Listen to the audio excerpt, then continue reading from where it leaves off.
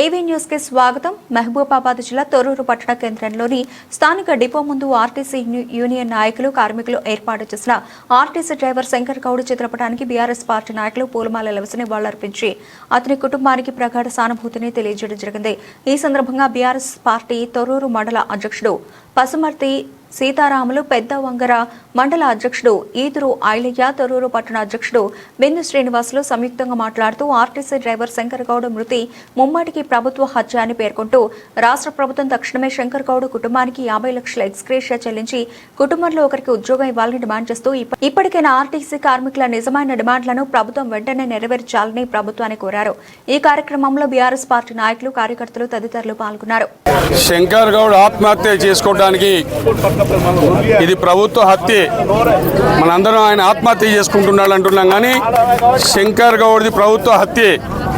మరి వాళ్ళు న్యాయమైన కోరికలు 41 రోజుల ముందు నోటీస్ ఇస్తే దానికి చివరి నాడు రేపటించి మేము స్ట్రైక్ చేస్తున్నాం ప్రకటించిన రోజు చర్చలు పిలిచుడు అంటే వీళ్ళు ఆర్టీసీ వాళ్ళు కోరిన కోరికలు తీర్చే ఉద్దేశం లేదు ప్రభుత్వానికి.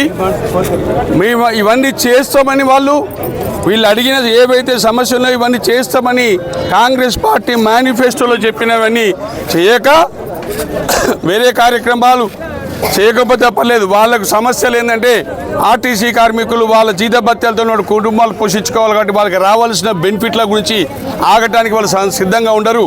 2 సంవత్సరాల దాటిన తర్వాత కూడా వాళ్ళు ప్రకటించినవి చేయకపోతే 41 రోజుల ముందు నోటీస్ ఇచ్చిన తీరా సమ్మెకు దిగిన ముందు రోజు మాత్రమే చర్చలో పిలిచిన తర్వాత శాంతియుతంగా వాళ్ళు ధర్నా చేస్తే ప్రభుత్వ ఆదేశాల ప్రకారం పోలీస్ వ్యవస్థ వాళ్ళని కనీసం టెంట్ వేసుకొనియకుండా, అంటే పోలీస్ వెనుక ప్రభుత్వ ఆదేశాలు ఉంటేనే చేస్తారు.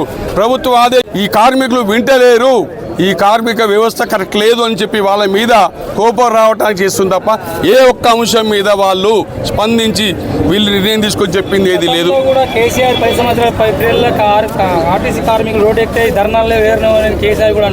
ఓకే, కేసీఆర్ గారు ధర్నాలు ఏమనే మాట అన్నారు. కేసీఆర్ గారు వాళ్ళు 35% ఫిట్మెంట్ అంటే 44% ఫిట్మెంట్ ఇచ్చిన ఘనత అడిగిన దానికంటే ఎక్కువ ఇచ్చింది ఆర్టీసీకి కేసీఆర్ నాయకత్వం. విలీనం చేస్తానికి ఆర్డర్ ఇచ్చింది కూడా ప్రభుత్వం కేసీఆర్ నిర్ణయమే. అయితే కేసీఆర్ వాళ్ళ గురించి అడిగింది ఎంతైనా చెప్పిన తర్వాత పరిశీలించిన తర్వాత వీళ్ళకి ఇచ్చేది 44% ఇద్దాం, ఇదే న్యాయం అని చెప్పి మరి వాళ్ళ బాగోగుల గురించి, క్షేమ సమాజం గురించి ఆలోచించిన కేసీఆర్ గురించి ఒకవేళ ఉద్యమాలు చేసినప్పుడు ప్రభుత్వం నష్టమవుతుందని చెప్పిన సందర్భం ఉంటుంది తప్ప విలీనం చేసిండు, టైం మీద కాలేదు. అప్పుడు ఇదే రేవంత్ రెడ్డి ఏమన్నాడు, రేపు కేసీఆర్ తర్వాత ఫిట్మెంట్ ఇచ్చిండు ప్లస్ ఆర్టీసీలో విలీనం చేసిండు. అప్పుడు ఇదే రేవంత్ రెడ్డి ఏమన్నాడు, మీ కోరికలు నెరవేర్తలేరు కాబట్టి కేసీఆర్ను ఓడగొట్టారంటాడు. మరి ఇప్పుడు ఆయనను ఓడగొట్టమంటాడా? ఈరోజు కార్మికులు తలుచుకుంటే, నేను ఈరోజు కాదు గతంలో ఇతరారావు గారి దగ్గర ఉన్నప్పుడు ఇవాళ సోషల్ మీడియా ఉండేది. రాష్ట్రంలో ఏ ప్రభుత్వం వస్తుంది, ఏ ప్రభుత్వం పోతుంది, ఏ ఎమ్మెల్యే గెలుస్తాడంటే ఆర్టీసీ కండక్టర్లు, డ్రైవర్లే చెప్పేటోళ్ళు. ఎందుకంటే వచ్చంటారు పోతాంటారు. వాళ్ళు తలుచుకుంటే ప్రభుత్వాలే మారుతాయి. ఏముందంటే డిమాండ్ అన్నది ప్రతి ఒక్కరు తీర్చే, ప్రభుత్వం తీర్చకపోతే ఎవరు తీరుస్తారు? పోయిన ప్రభుత్వం కూడా చాలా వరకు ఆర్టీసీకి సహకరించింది.